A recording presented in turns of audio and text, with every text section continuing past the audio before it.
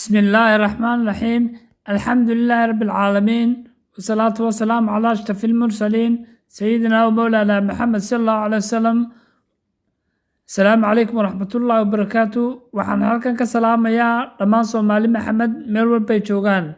waxa ay nooga sii socon doona insha Allah gabayadii diiniga taxanaha. waxa gabayga maanta la yiraahdo caawa waa Shacbaan, wuxuuna ka hadlayaa bisha Shacbaan ee barakaysan waliba 15keeda ilaahay u dambi dhaafo muuminiinta labadii cuqdad isku haysay mooyaane.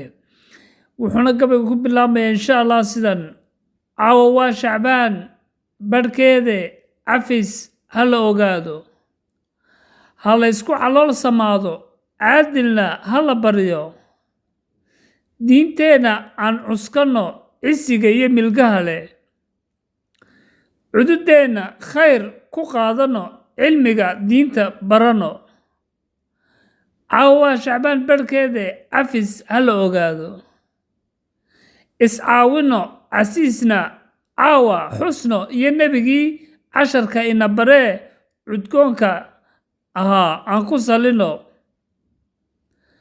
caawa waa habeen caadil u dambi dhaafo, cadaabta ka xoreeyo labadii cuqdad isku haysa mooye, dembigii cuslaa cakuye ka toobad keeno. ducada Allah si cadaana inooga codsi aqbaliye, cindiga iyo maanka intii dhib la cadiban si culus uga warhayno.